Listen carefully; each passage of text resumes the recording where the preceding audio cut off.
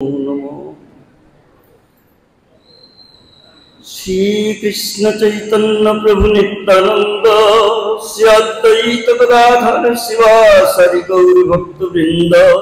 हरे कृष्ण कृष्ण कृष्ण हरे हरे, हरे राम राम राम हरे हरे। सर्वप्रथम आमार परम अर्चनीय वंदनीय विश्ववंदिताचार्य भास्कर प्राच्य एवं पाश्चात्य प्रेममय गौरवाणी निर्भीक प्रचारक प्रवर प्रभुपादेर अनुकंपित जनेर अन्यतम तार आदरेर दुलाल शिष्यमान भक्ति कुमुद संत गोस्वामी गुरु महाराजेर आतुल चरण पकनदे दिहीन कांगाल पतित अधम पामर मूढ़जन जानाई असंख्य कोटि कोटि भुलंटित दंडवत प्रति निवेदन तार आतुल चरणे आकुल प्रार्थना जानाई। हरिकथा बोला किंबा हरिकथा श्रवण किंबा उपलब्धि कोनटाई योग्य आमि नई, अयोग्य जिनिও তিনি কৃপা করে তার চরণে ঠাঁই দিয়েছেন, তাই তার আতুল চরণে প্রার্থনা জানাই তিনি এই বৈষ্ণব গুণগান করবেন আমার অন্তর মন্দিরে এসে। তারপরে আমি বন্দনা করি আমার শিক্ষাগুরু তথা সন্ন্যাস গুরু শ্রীমদ ভক্তি বিচার ভারতী গোস্বামী মহারাজের আতুল চরণ কমলতে তিনিও আমায় কৃপা করুন, सब अपराध मार्जन कर तीन जन तार चरण छाया रखें। त्रिदंडीपाद समस्त सन्यासी गुणेर चरण दंडवत प्रति निवेदन करी तादेर हयतुकी कृपा प्रार्थना करी। भ्राता गुरु भग्निगणेर चरण दंडवत प्रति निवेदन करी तादेर हयतुकी कृपा प्रार्थना करी। और समस्त वैष्णव बृंद त्रिदंडीपाद सन्यासीगण যারা এই চাতক পক্ষীর মতো অন্য অভিলাষ শূন্য হয়ে কেবল কৃষ্ণচরণ পাওয়ার অভিলাষ হয়ে ভজন জীবন যাপন করছেন তাদের সকলের চরণে আমি দণ্ডবত প্রণতি নিবেদন করি। সকলেই কৃপা করুন। নিতাই গৌর প্রেমানন্দে হরি হরি বল। এ পর্যন্ত আমরা 111তম তিরোভাব তিথির শ্রী শ্রী ভক্তি বিনোদ ঠাকুরের মহিমা গাথা শ্রবণ করলাম। আমি এরপর কিছুই বলার নাই, শুধু এইটুকু বলতে চাই যে বৈষ্ণব ধর্ম লুপ্ত হতে চলেছিল। বিবেকানন্দ তার স্তরে যে সেই চিকাগো শহরে বললেন বৈষ্ণব ধর্মের কোন রকম তার এই জগতে তার চিহ্ন নাই।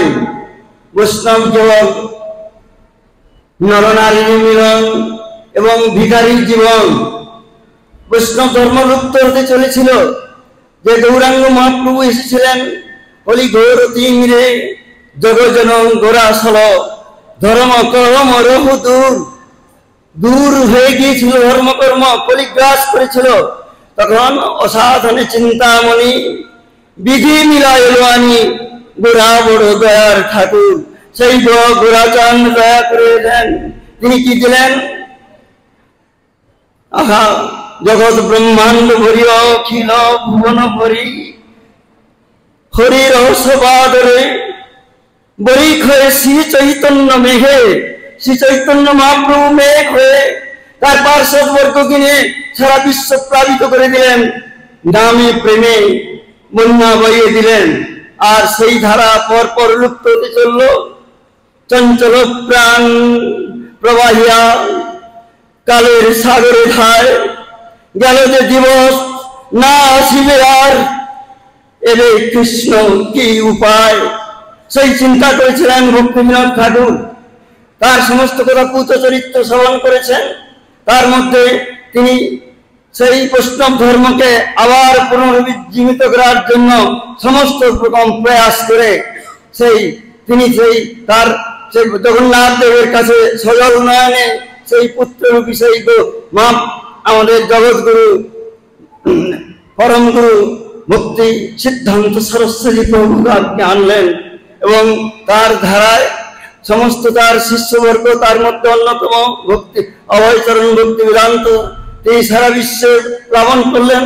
আমার গুরুপাদ পদ্ম সন্ত গোস্বামী মহারাজ গাইলেন অপূর্ব পূর্ব সঙ্গীত, সমস্ত সকলকে নিয়ে তিনি প্লাবিত করলেন। আর তারপরে ঠিক সেই ধারা দিয়ে গেলেন আমার ভক্তি বিনোদ ঠাকুর। তার তাই আকুল চরণে আমি অসংখ্য কোটি কোটি ভুলুণ্ঠিত দণ্ডবত প্রণতি নিবেদন করে আকুল প্রার্থনা জানাই, তিনি কৃপা করে যেন সেই ধারা আমাদের মধ্যে অক্ষত রেখে আমরা যেন সেই মহাপ্রভুর অভীষ্টকে আমরা পূরণ করতে পারি, এই প্রার্থনা জানিয়ে আমার ক্ষুদ্র বক্তব্য তার শ্রীচরণ পদ্মে উপহার